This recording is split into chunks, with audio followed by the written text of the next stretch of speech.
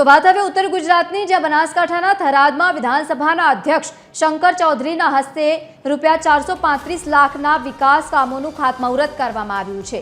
નગરપાલિકા વિસ્તારમાં નવી જોડાયેલી સોસાયટીઓમાં રોડ, ગટર અને પાણી જેવી પ્રાથમિક સુવિધાઓ પૂરી પાડવા માટે આ રકમ આપવામાં આવી છે। આ વિકાસલક્ષી પ્રોજેક્ટ્સથી સ્થાનિક નાગરિકોની વર્ષો જૂની સમસ્યાઓનો હવે અંત આવશે અને સુખાકારીમાં વધારો થશે।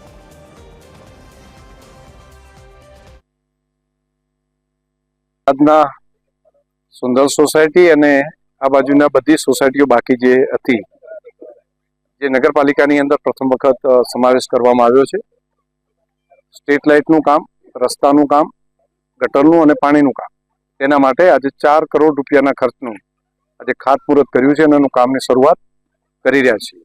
અહીંયા શહેરની સુવિધા આજે ગ્રામીણ વિસ્તાર જે હતો તેને પણ મળતી થાય અને થરાદ જે પ્રમાણે આગળ વધી રહ્યું છે એ પ્રમાણે આખો આજુબાજુનો સોસાયટી વિસ્તાર પણ આગળ વધે અને અહીંયા રહેનારા લોકોની સુવિધા વધે તે માટેનું કામ હાથ લીધું છે।